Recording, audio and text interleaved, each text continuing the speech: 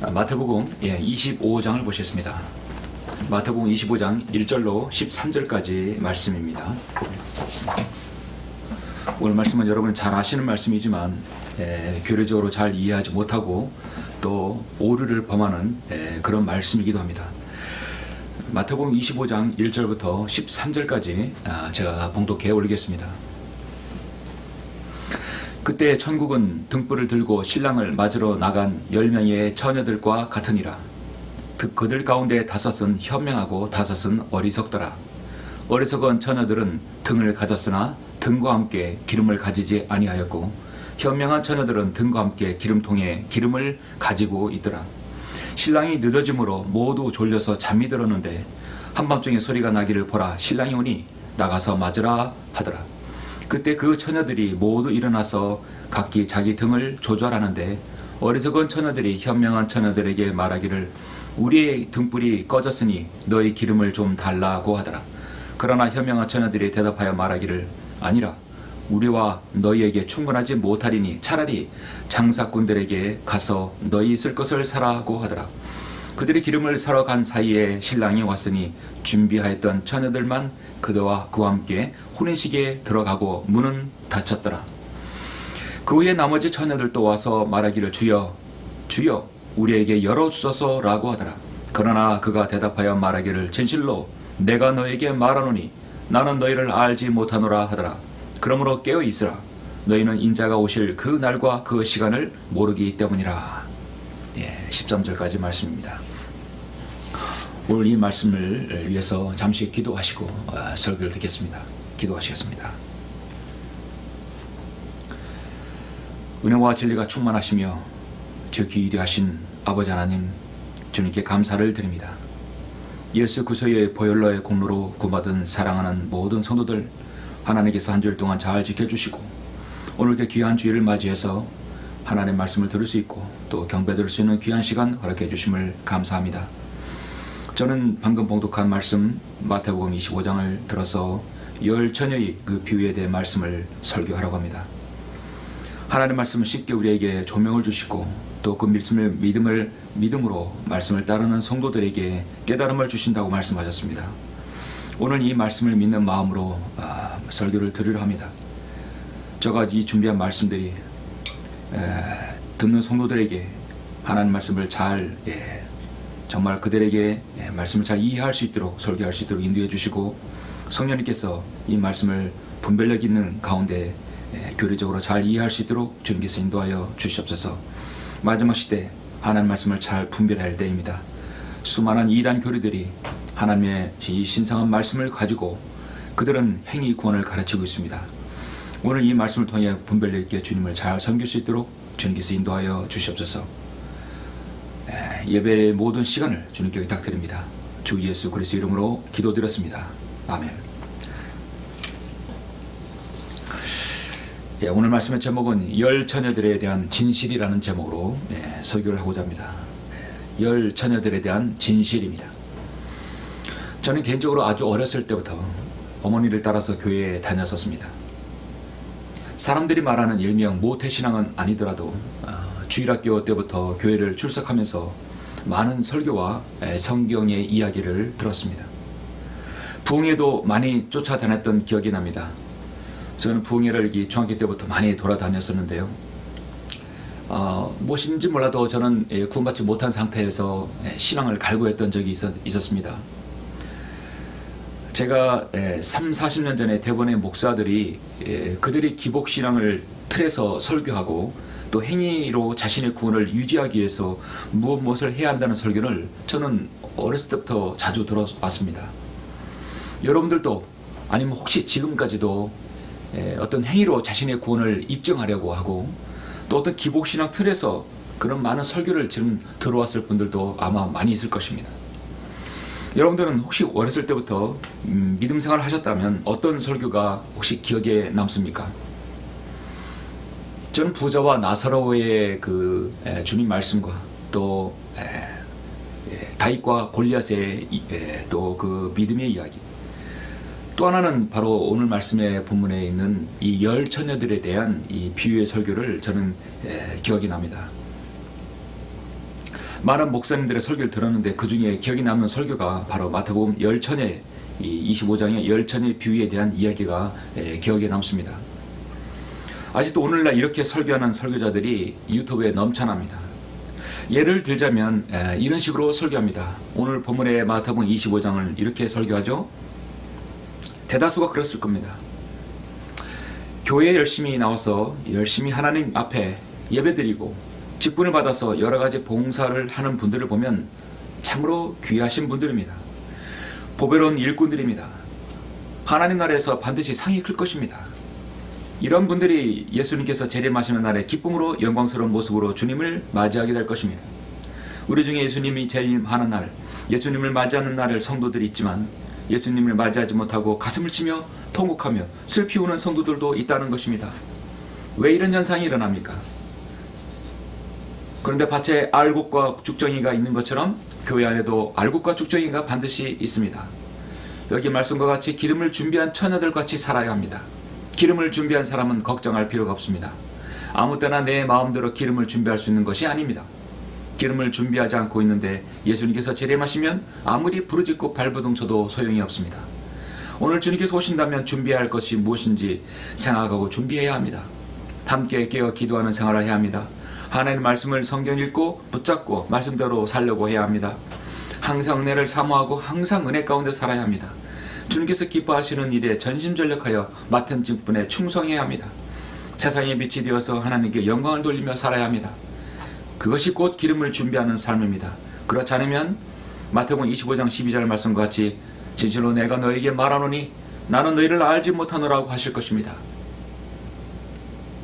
여러분 기름을 준비하지 못하면 여러분의 구원은 내가 보장할 수 없습니다. 잃어버릴 수도 있습니다. 우리 모두 날마다 기름을 준비하는 성도가 되어야 할 것입니다. 아멘. 여러분 이런 류의 설교들을 들어보신 적이 있으시죠?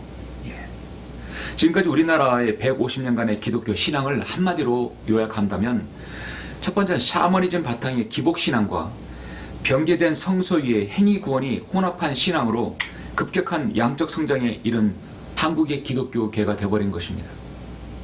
정말 어디서부터 이 칼을 대야 할지 손을 써야 할지 모르는 그런 상황이 바로 한국의 기독교 상황입니다. 예수 그리스도 믿으면 복 받는다.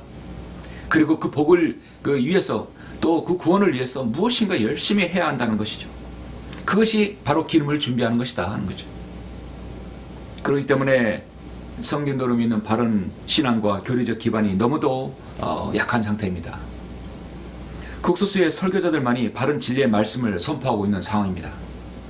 오늘 제가 설교하는 마태복음 25장의 열처녀의 비유들, 이 주님께서 말씀하신 비유들도 아주 중요한 설교의 대목의 설교입니다. 교리적으로 혼란이 있는 구절이기 때문에 잘 구별해야 합니다. 이 설교를 통해서 그동안 많이 들어왔던 열처녀들은 누구인지 여러분 확실히 아시는 계기가 되기를 바라는 것입니다. 오늘 본문의 마태복음은 이 교리적으로 잘 구분해야 할 말씀입니다. 제가 늘 말씀드리지만 성경은 크게 이 구약 시대가 있고 그 다음에 신약 시대가 있습니다. 그 다음에 대환란 시대가 있습니다. 그리고 대환란 시대 끝나면 천년왕국 시대가 있습니다. 그리고 영원 시대가 있습니다. 여러분은 지금 어디에 있습니까? 신약 시대입니다. 바로 교회 시대입니다. 성령님께서 이 땅을 지금 관장하시고 거듭남의 시대입니다. 바로 은혜의 시대입니다. 마태복음은 구약 시대와 지금의 교회 시대와 환란 시대가 섞여 있기 때문에 잘 구분해야 합니다. 그래서 여러분은 올바른 성경 교사를 잘 만나야 되고 올바른 설교자를 잘 만나야 되고 올바른 목자를 잘 만나야 합니다. 그렇지 않으면 섞여 되어 있습니다. 속으면 인생과 시간과 경제적 모든 것이 낭비가 됩니다. 마태복음은 아시다시피 유대인의 왕으로 오신 예수 그리스도를 말씀합니다. 마태복음 10장까지 주님께서는 자신이 왕이시며 유대인의 메시아라는 사실을 계속 말씀하시지만 그들은 지금 유대인들, 서기관, 바리새인, 대제사장들은 그들은 지금 집단적으로 거부하고 있습니다. 그래서 11장과 12장에서부터 예수님께서는 이 악한 세대로부터 말미암아 예수 그리스도는 자신을 따르는 사람들에게 그분의 관심을 자신의 관심을 옮기십니다. 그래서 무제한적인 초청을 마태복음 11장에서 제시하는 것이죠. 여러분 잘 아시다시피 마태복음 11장이 어떻게 나옵니까? 주님께서 그 누구에게도 초청을 하시는 말씀이 나옵니다. 수고하고 무거운 짐진 자들아 다 내게로 오라. 그러면 내가 너에게 쉼을 주리라. 나는 마음이 온유하고 겸손하니 내 멍에를 메고 나에게서 배우라. 그리하면 너희가 너희 혼의 쉼을 얻으리라. 이는 내 멍에는 짙고 내 짐은 가볍기 때문이라고 말씀하십니다. 무제한적인 초청입니다. 그리고 예언적으로 볼 때 이스라엘에게 주어진 천국은 그들에게서 멀어져 가고 대신 다른 사람들에게 주어지는 것을 의미합니다. 이방인에게 은혜의 복음이 전파되죠.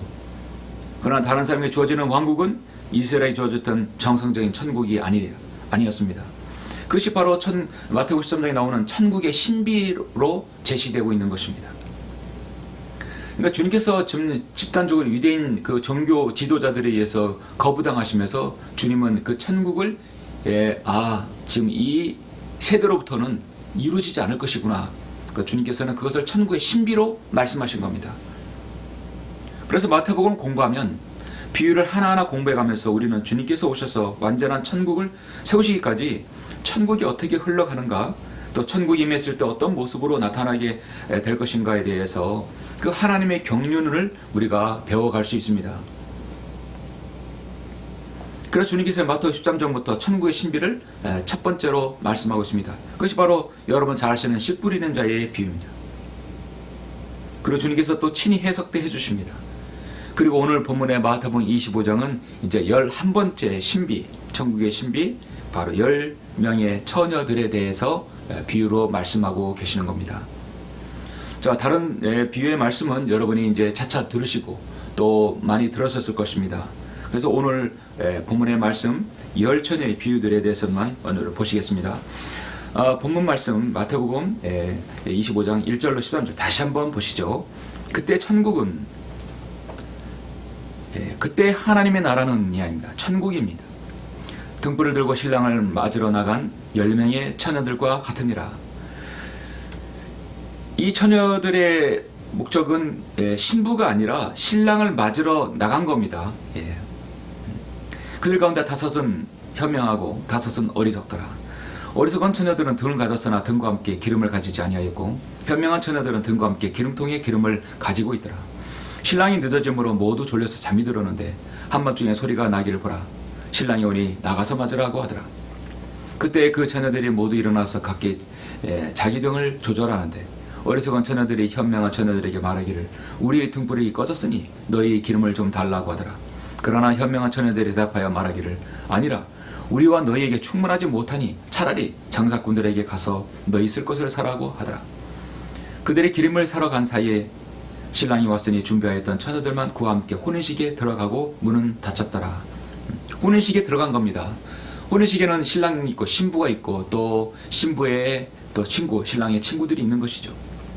그 외에 나머지 처녀들도 와서 말하기를 주여, 주여 우리에게 열어주소서 라고 하더라. 그러나 그가 대답하여 말하기를 진실로 내가 너에게 말하노니 나는 너희를 알지 못하노라고 하더라. 못하노라 하더라. 그러므로 깨어있으라. 너희는 인자가 오실 그 날과 그 시간을 모르기 때문이라 했습니다. 그러므로 깨어있으라 하겠습니다. 어느 때 깨어있어야 될까요? 지금 한국 교회에는 믿음으로 말미암아 은혜로 구원을 받았음에도 구약의 율법을 지키거나 계명들에 순종함으로써 구원을 유지하려고 애쓰거나 또 그렇게 하라고 가르치는 사람들이 너무나 많이 있어왔고 지금도 있습니다. 그들은 이스라엘에게 주어진 율법을 그리스도인들에게 교리로 적용함으로써 이단 교리들을 확산시키고 있는 사람들입니다. 그들은 율법과 은혜에 관한 진리의 지식이 없습니다. 복음의 진리를 아는 것은 단지 은혜의 복음을 아는 것으로 완성되는 것이 아니라 율법과 은혜를 성경적으로 구별하는 이 진리 지식이 있어야만이 가능한 것입니다. 마태복음 25장 오늘 본문의 1절부터 13절에 나오는 이 10명의 처녀들에 대한 말씀은 매우 중요한 교리를 담고 있습니다. 하지만 이 처녀들은 누구인지 잘못 해석하고 적용하면 심각한 바로 이단 교리, 바로 행위권이 나오는 것입니다. 조금 전에 제가 서두에서 말씀드렸다시피 대다수의 교들은 현재 교회 시대의 성도들 중에서 깨어있는 성도들은 현명한 처녀들이고 신랑을 맞이해서 또 그들은 휴가됩니다. 또 깨어있지 못한 성도들은 어리석은 처녀들로 신랑을 맞이하지 못합니다. 그들은 휴가되지 못합니다. 이렇게 극단적으로 가르치는 교회들 얼마나 많습니까? 이렇게 10명의 처녀들을 현 교회 시대의 성도들로 해석하고 적용하는 것이 큰 문제입니다. 특히 이 10명의 처녀들 중에서 현명한 처녀들이 기름을 준비한 것을 두고 교회 시대에 충성한 그런 성도들이 행위라고 말하는 사람들이 너무나 많습니다. 심각한 이단 교리에 빠지는 것입니다.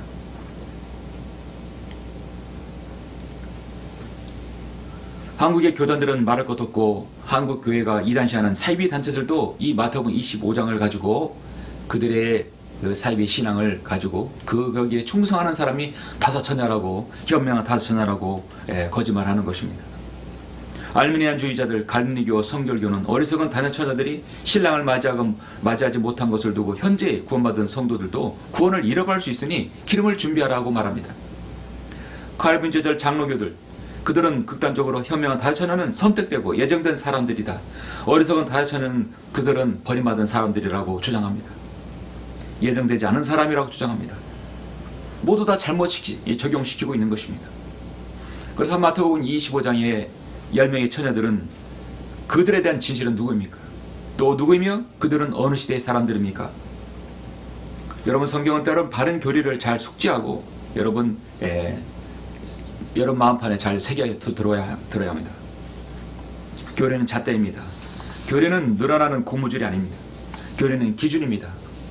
이것이 옳고 그름이야 구별할 때 여러분은 반드시 잣을 대죠. 교리적 잣대를 대야 합니다. 모든 성경은 그래서 하나님께서 영감으로 우리에게 주어졌기 때문에 이 말씀은 때로는 가장 중요한 것은 교리적으로 어느 시대냐, 또 이것은 역사적으로 어느 때냐, 그리고 나서 이것을 영적으로 해석해야 합니다. 영적으로 적용해야 되는 것이죠. 성경을 은유적으로는 절대 보지 말아야 되는 것입니다.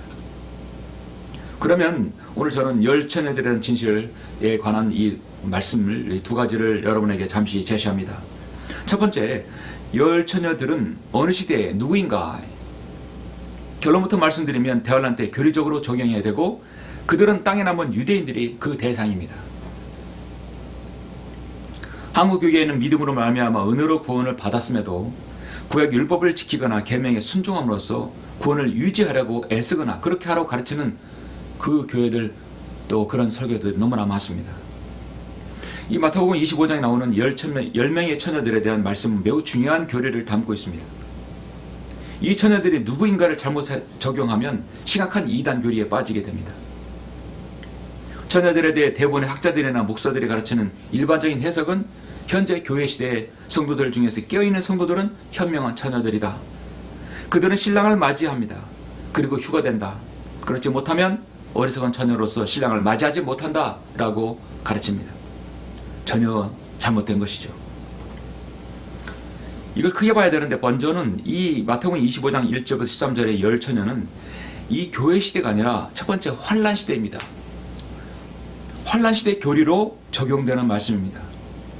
여러분, 이 마태복음 25장은 지금 24장의 설교의 연장선상입니다. 그것을 알아야 됩니다. 이것은 바로 올리브산의 설교의 한 부분입니다. 마태복음 24장은 대환란 때의 교리죠. 그래서 25장도 역시 대환란의 교리 위에 올려놔야 되는 것이죠. 이 시대 교회의 시대에 주어진 말씀이 아니라는 것입니다. 오늘날 대다수의 유대인들은 자신들의 왕이여 메시아이신 주님을 거부함으로써 그들에게 임하는 대환란을 통과해야 합니다. 그들은 대환란 끝에 주 예수 그리스도의 재림을 맞이하게 되는데 마태복음 25장은 주님께서 재림하신 후 대환란을 통과한 사람들에 대한 그 심판을 기록한 것입니다. 따라서 대환란 때 사람들의 행위가 어떠했는지 심판하는 말씀이 이 마태복음 25장이기 때문에 25장을 교회 시대에 절대로 적용해서는 안 되는 것입니다. 제가 지난주에 설교했듯이 교회는 대환란 전에 휴거되고 대환란 중에 지상에 있는 것이 아니라 천상에서 주님과 함께 시간을 보냅니다. 그리스도의 심판석이 있고 어린 양의 혼인잔치가 있습니다. 그리고 주님이 재림하실 때 주님을 따라 지상으로 내려오기 때문에 교회는 마태복음 25장에서 말씀하는 심판의 대상이 결코 포함되지 않습니다. 그러므로 25장의 이 1절부터 본문의 13절의 열 처녀들에 대한 진실은 교회 시대가 아니라 대환란 시대에 적용하는 말씀이다. 그러면 이 열 처녀들은 누구인가 합니다. 이들은 누구인가? 이걸 알기 위해서 우리는 잠시 요한계시록 14장을 볼 필요가 있습니다. 여러분 요한계시록 14장 1절부터 5절까지 보시겠습니다. 벌써 이들이 누구인가 이제 알려면 요한계시록 14장을 보게 되는데 14장은 한참 대환란의 환란 가운데 있죠. 이제 끄트머리에 있는 것입니다. 또 내가 쳐다보니 보라 14장 1절입니다. 어린 양이 시온산 위에 서 있고 그와 함께 14만 4천 명이 있는데 그들의 이마에는 그의 아버지의 이름이 쓰여 있더라. 여러분 성경에서 시온산 하면 꼭 저기 두 가지를 봐야 됩니다. 예루살렘에 있는 시온산이 있고 저 천상의 셋째 하늘에 있는 시온산입니다. 여기 이 어린 양이 시온산 위에 서 있다라는 얘기는 뭐냐면 어린 양이 예수 그리스도죠. 지금 여기 셋째 하늘에 있는 겁니다. 셋째 하늘에 지금 14만 4천 명이 지금 올라와 있는 것이죠. 이 14만 4천 명은 요한계시록 7장에 나온 12지파에 속한 바로 유대인들입니다. 또 내가 하늘에서 나는 소리를 들으니 많은 물소리와도 같고 큰 천둥 소리와도 같더라. 또 내가 하프 타는 자들의 하프 소리도 들어노라. 그들이 보호자 앞과 내 짐승과 장로들 앞에서 새 노래 같은 것을 불렀는데 땅에서 구속을 받은 14만 4천 명 외에는 그 노래를 배울 사람이 없더라. 이들은 여자들과 더불어 더럽혀지지 아니한 자들이니 이는 그들이 동정들임이라. 이들이 어린 양이 어디로 가든지 따라가는 자들로 하나님과 어린 양께 첫 열매들이 되어 사람들 가운데 구속을 받았느니라. 그들의 입에서 교활함을 찾아볼 수 없는 것은 그들이 하나님의 보좌 앞에 흠이 없기 때문이라. 이들은 동정들이라. 이들은 14만 4천 명이라 했습니다. 그럼 14만 4천 명은 바로 요한계시록 7장에 나오는 12지파의 유대인들이라는 것이죠. 결론부터 말씀드리면 요한계시록 14장에서 말씀하는 동정들은 바로 대환란 때 유대인들입니다. 이들이 바로 마태복음 25장의 본 말씀에 바로 열 처녀들에 대한 그들에 대한 말씀입니다. 그 중에 바로 이 14만 4천 명은 현명한 5처녀인 것이죠. 유대인은요 앞에다가 영적인 유대인이라고 붙이면 안 됩니다. 유대인은 유대인입니다. 24만 4천 명은 영적 유대인이 아니고 로마서 2장처럼 마음에 할례받은 자들이 아닙니다. 갈라디아서 6장처럼 하나님의 이스라엘도 아니고 여호와 증인은 더욱도 아닙니다. 그들은 이단들이 하나님의 말씀을 왜곡하여 하나님의 교회라고 하는 어떤 무리도 아닌 것입니다. 24만 4천 명 신천지는 더욱도 아닙니다. 그들은 기록된 대로 문자적으로 실제 이스라엘의 12지파인 14만 4천 명의 유대인들인 것입니다. 이 같은 무리들이 지금 본문에서 하늘에 올라와 있음을 알 수 있습니다. 이스라엘의 한 무리가 지금 휴거된 것입니다. 그들은 믿음을 통해 은혜에 모세의 율법을 더하여 구원을 받았습니다. 환란에서 그들의 구원은 짐승의 피에 반대해서 끝까지 견디어서 얻었습니다. 신명기 32장에서 모세의 노래를 우리는 볼 수 있는데요. 모세의 노래처럼 하나님의 계명을 지키고 어린 양의 노래인 예수님의 믿음을 지킨 사람들입니다. 계시록 15장 2절 3절 보니까 내가 보니 불로 뒤섞인 유리바다 같은 것이 있고 그 짐승과 그의 형상과 그의 표와 그의 이름의 숫자에 대하여 이긴 자들의 하나님의 하프들을 가지고 유리바다 위에 섰더라. 유리바다가요 저 천상의 첫 잔을과 두 잔을과 둘째 하늘 셋째 하늘 그 사이에 있는 유리바다입니다. 셋째 하늘 위에 있는 것이죠. 그들이 하나님의 종 모세와의 노래와 어린 양의 노래를 부르며 전능하신 주 하나님 주의 행하신 일이 위대하고 놀라우니 성도들의 왕이요 주의 길은 의롭고도 진실하나이다. 여기에 성도들의 인내가 있으니 여기에 하나님의 계명들과 예수의 믿음을 지킨 자들이 있느니라 했습니다. 바로 구약시대의 이 중요한 바로 대환란 시대에 중요한 요한계시록 12장 12절 14장 12절 말씀처럼 성도들의 인내가 여기 있고 하나님의 계명과 계명들과 예수의 믿음을 지킨 자들이 있다고 말씀하고 있습니다. 대환란 때는 계명을 지키고 믿음을 지켜야 된다는 것이죠. 믿음과 행위가 동반되어야 합니다. 이 계시록 14장 12절 참 중요한 말씀이죠. 바로 이 처녀들은 대환란 때 믿음과 행위로 자신들의 믿음을 지켜야 되는 것입니다. 그래서 환란의 구원은 믿음과 행위의 결합이지 믿음으로만이 아님을 매우 선명하게 알려줍니다. 그래서 요한계시록 14장 4절에 보면 이 선택되어 모인 자들은 모두 미혼 남성으로 여자들과 더불어 더럽혀지지 아니하고 하였음을 주목할 필요가 있습니다.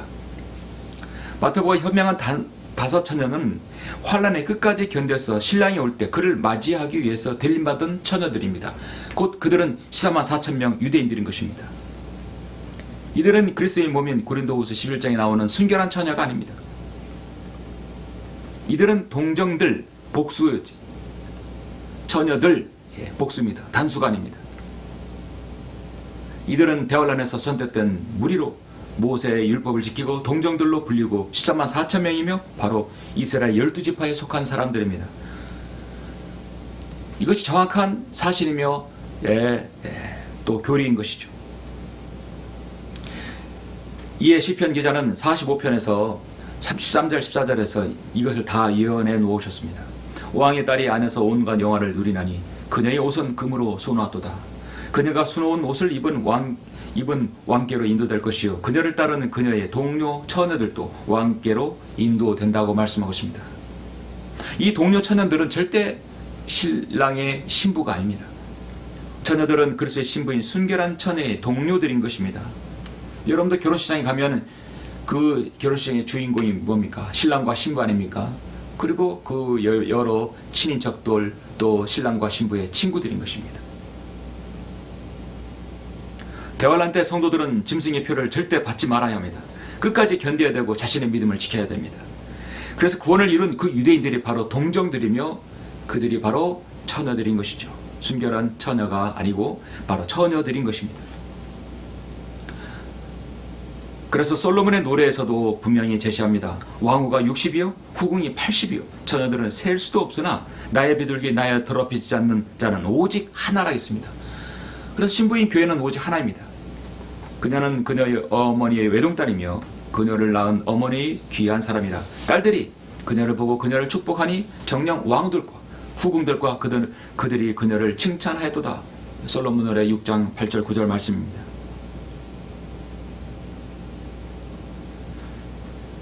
나의 더럽히지 않는 자는 오직 하나라. 한 사람은 오직 그래서 신부 교회만 해당하죠.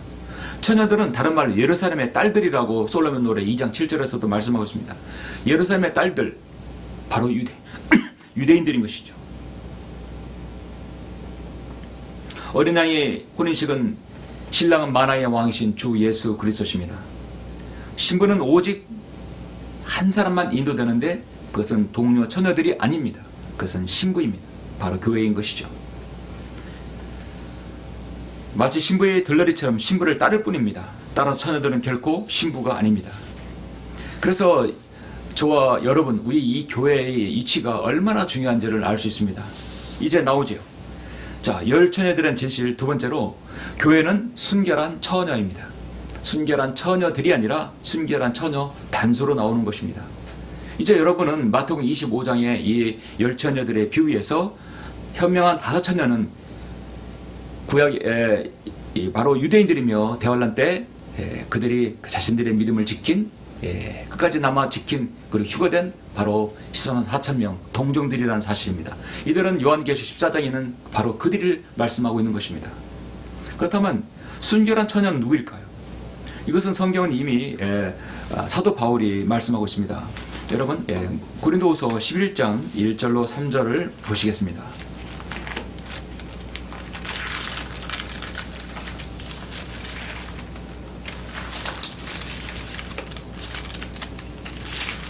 고린도후서 11장 1절로 3절 보시겠습니다.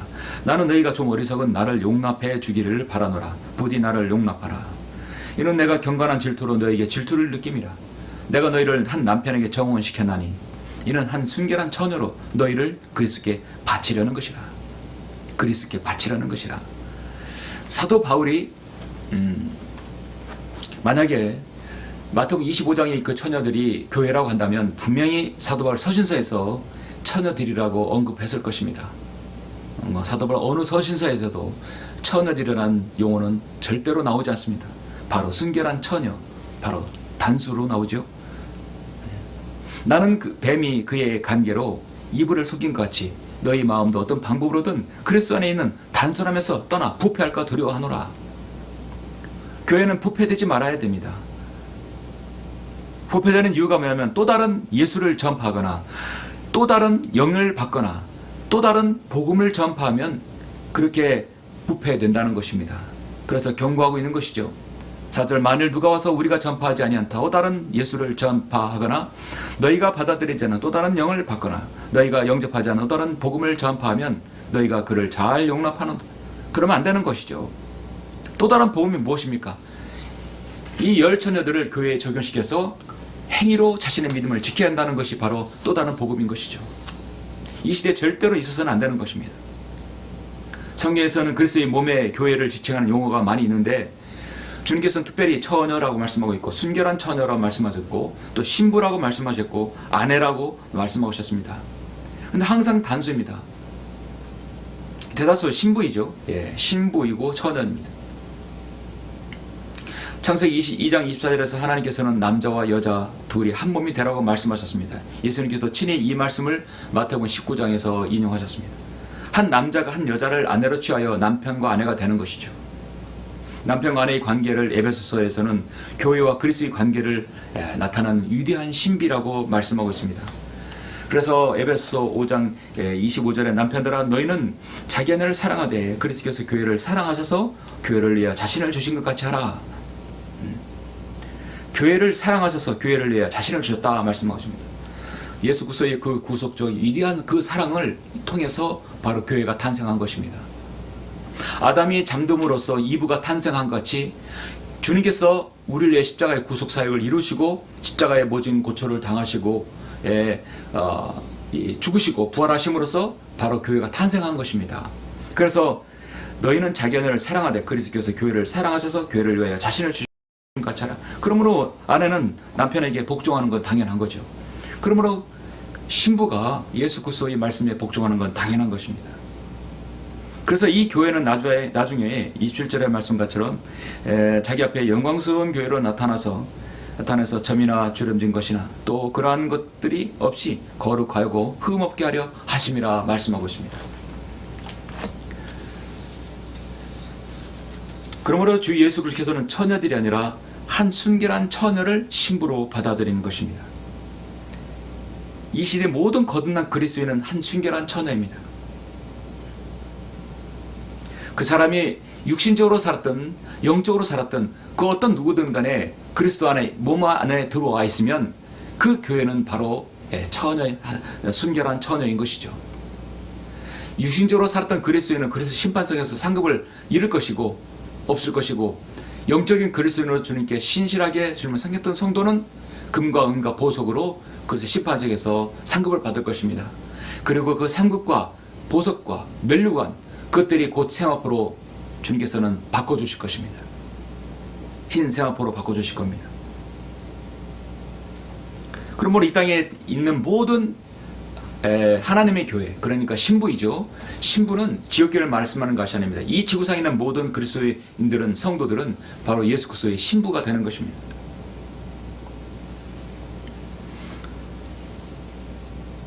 솔로몬의 6장 8절 9절 아까 말씀드렸다시피 왕후가 60이요 후궁이 80이요 처녀들은 셀 수도 없으나 나의 비둘기 나의 더럽히지 않는 자는 오직 하나라고 말씀하고 있습니다. 바로 신부인 것입니다. 그래서 성경의 용어가 그렇게 중요합니다. 단수가 있고 복수가 있는데 아주 중요한 것들이죠.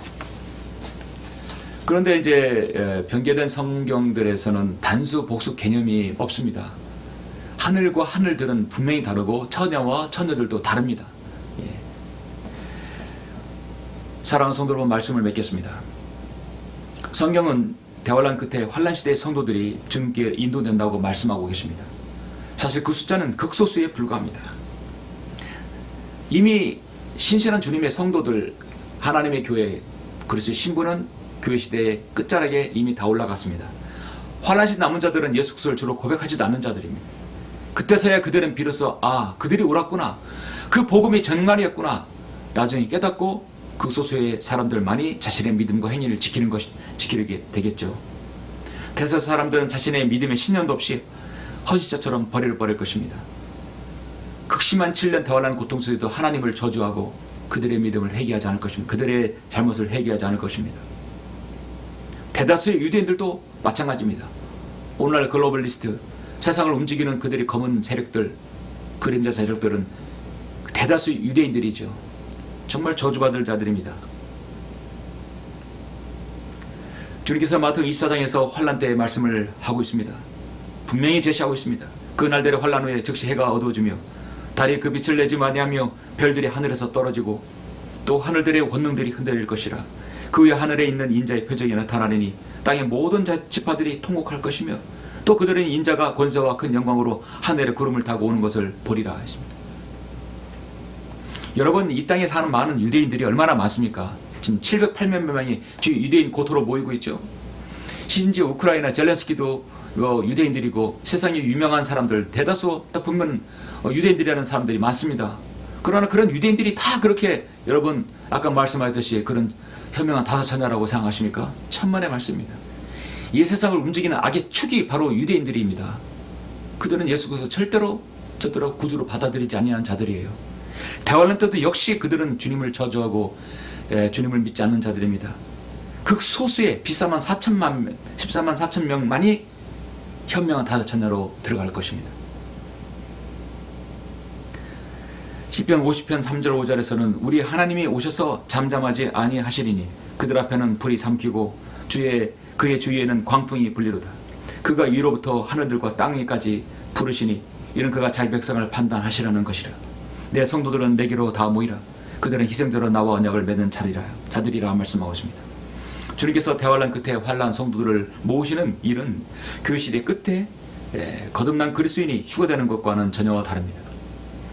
그래서 마태복음 25장을 교회에 적용하면 이단 교리가 생겨나는 것입니다. 교회 시대 끝자락에 휴거가 있고 대환란 끝자락에 휴거가 있는 것입니다. 올라가는 것이 있는 겁니다. 지난주에 제가 설교를 분명히 말씀드렸습니다. 오늘날 많은 교회들의 10명의 처녀들에 대한 해석에서 그들에게 부족했던 기름을 성령의 모형으로 해석하여서 마태복음 25장 이 말씀을 교회 시대에 적용하여 바로 심각한 오류가 발생하고 결국 행위 구원을 강조하게 되는 것입니다. 여러분, 교회 시대에 거듭난 그리스도인은 성령을 결코 잃어버릴 수 없습니다. 한번 내주하신 성령님은 결코 그들을 하나님께서 버릴 수 없습니다.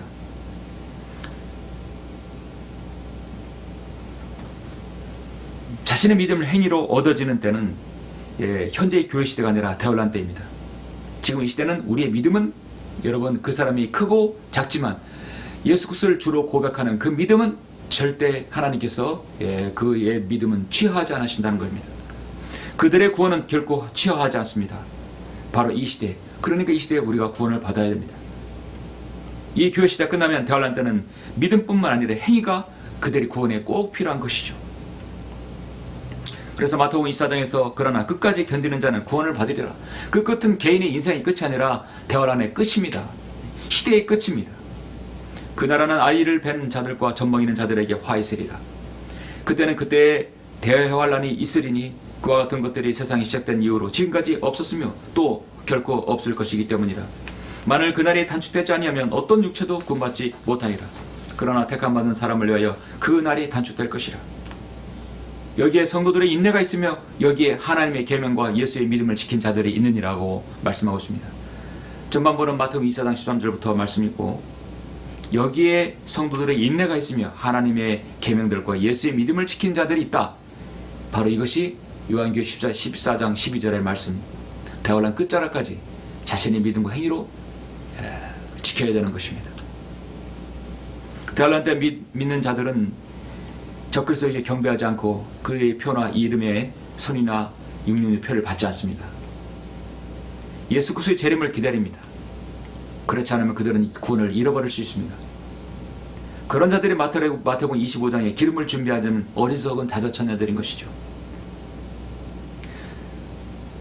이것은 구약시대에 비슷한데 구약시대는 성령이 오셨다가 떠나가기도 합니다.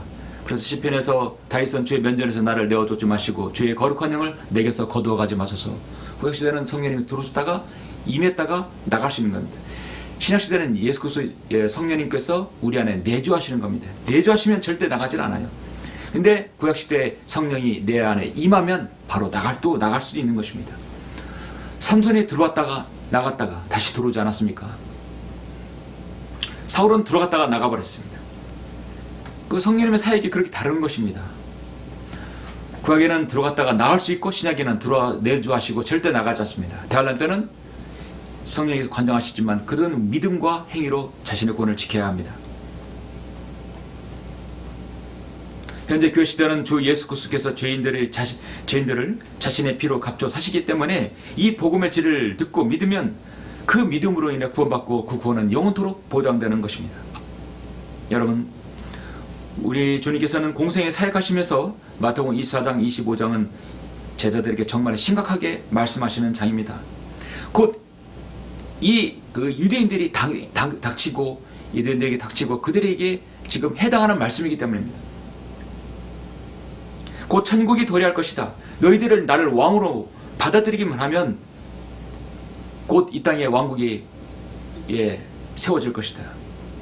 그렇지만 그들은 극소수의 제자들과 또 백성을 제외하고는 대다수 종교 지도자들은 거부해버렸죠. 우리에게는 카이사르에는 왕이 없다고 주님 십자가에 못 박아놨습니다. 그리고 주님께서 한 번 더 기회를 주셨습니다. 사도행 7장에서 스데반을 통해서 기회를 주셨습니다. 그리고 그들은 결국 또 스데반도 죽여버렸죠. 사도행전 1장에서는 40일 동안 부활의 주님께서 많은 것을 배웠던 제자들은 왕국 회복을 자신들에 이룰 때 것처럼 물었고 주님도 그것을 완전히 거부하지는 않으셨습니다. 사도행전 2장에서 베드로가 왕국 복음을 전할 때도 주님께서 당대에 오실 것이라 믿고 확신하고 베드로도 요엘서를 인용했던 것입니다. 베드로에게 기회를 주었고 그 다음에 스데반을 통해서 사도행 7장에서 기회를 주었습니다. 그리고 주님께서 일어서서 내려오시려고 했습니다. 이제 모든 것은 다 이제 닫히게 되었던 것입니다. 이제 완전히 닫혔습니다. 이젠 유대인들이든 이 땅의 모든 이방인들은 예수 그리스도를 구주로 믿고 받아들여야만이 구원받을 수 있는 것이죠. 그렇지 않으면 앞으로 대환란에 넘어가게 되는 것입니다. 그래서 마태복음 오늘 본문의 말씀 25장은 미래의 대환란으로 넘겨야 합니다. 이제 인자가 오실 그날과 그 시간을 모르기 때문에 깨어 있으라고 오늘 13절에서 말씀하고 있습니다. 물론 우리가 지금 깨어 있어야 되는 것은 당연합니다. 마태복음, 마가복음 13장에 보면 분명히 지금 깨어 있어야 할 날이 분명히 있다고 말씀하고 있죠. 마태복음 13장 34절을 보니까 이는 인자가 마치 자기 집을 떠나 멀리 여행을 하면서 그의 종들에게 권세를 주어 각자에게 일을 맡기고 문지기들에게 깨어 지키라고 지시하는 사람과 같으니라. 그러므로 깨어 있으라. 자, 이걸 우리가 충분히 영적으로 적용할 수 있죠. 깨어 있어야 합니다. 대환란도 마지막으로 깨어 있어야 되지만 지금 우리가 사는 시대에도 깨어 있어야 합니다.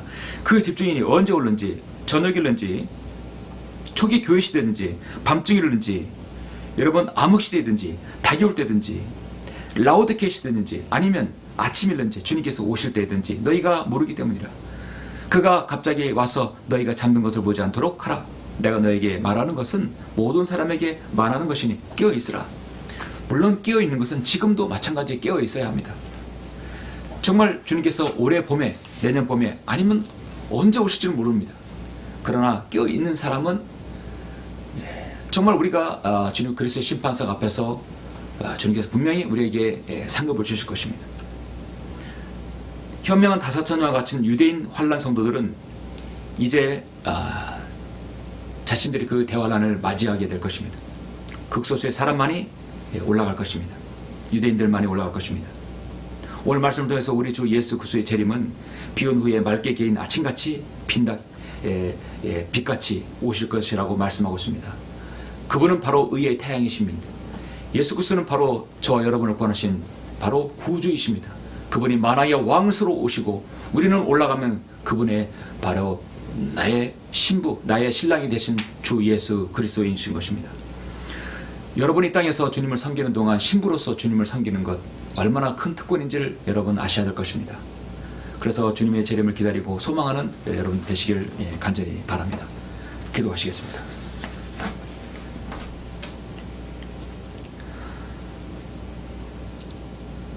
존귀하시고 위대하신 아버지 하나님 감사드립니다. 오늘 저는 마태복음 25장을 통해서 현명한 다사천녀와 어리석은 다사천녀를 보았습니다. 이 10처녀들에 대한 진실은 우리가 말씀을 통해서 분명히 오늘 알았습니다. 이들은 바로 교회 시대가 아니라 대환란 시대이며 그들은 이방인들이 아니라 바로 유대인들이라는 것입니다. 오늘날 유대인들은 예수 그리스도를 거절하고 자기 멋대로 섬기고 있습니다. 극소수의 소수의 유대인들이 그리스도인 된 사람이 있지만 대다수 유대인들은 자신들의 때를 기다리고 있는 것입니다. 야곱의 고난의 때, 그들의 영혼에 들어갈 때가 곧 다가오고 있습니다. 그러기 전에 우리는 이제 주님께서 우리를 부르실 것입니다. 주님께서 우리에게 소망하시고 바라시는 것은 하나일 것입니다. 한 사람이라도 더 예수 그리스도를 믿고 구원받아서 자신 안에 들어오는 것입니다. 바로 순결한 처녀로서 우리 주님을 기다리고 소망하는 것입니다. 주님, 이 설교를 듣고 이 말씀을 듣고 아직까지 자신이 예수 그리스도 안에 들어오지 못하고 구원받지 못한 사람이 있습니까? 예수님을 자신의 구주로 받아들이는 귀한 계기가 될 수 있도록 인도하여 주시옵소서. 나는 죄인이며 죽으면 지옥에 갈 수밖에 없고 이제 지옥에 갈 수밖에 없는 내 운명을 주님께서 바꾸시기 위하여 나를 구원하시기 위하여 예수 그리스도께서 이 땅에 오셔서 가진 고난을 당하시고 죽으시고 부활하심으로 나의 모든 구원을 이루신다는 그 사실을 마음으로 고백하면 주님께서는 구원해 주신다고 약속해 주셨습니다. 한 사람이라도 이 하나님의 말씀을 듣고 좀 예수 그리스도를 구주로 믿지 않는 사람이 없도록 주님께서 인도하여 주시고 모두가 그리스도 안에서 하나님의 교회 안에 들어오게 해주시길 간절히 원합니다. 우리가 예수 그리스도의 재림을 기다리고 소망하는 우리의 모든 날들이 될 수 있도록 인도하여 주시옵소서. 주 예수 그리스도 이름으로 기도드렸습니다. 아멘.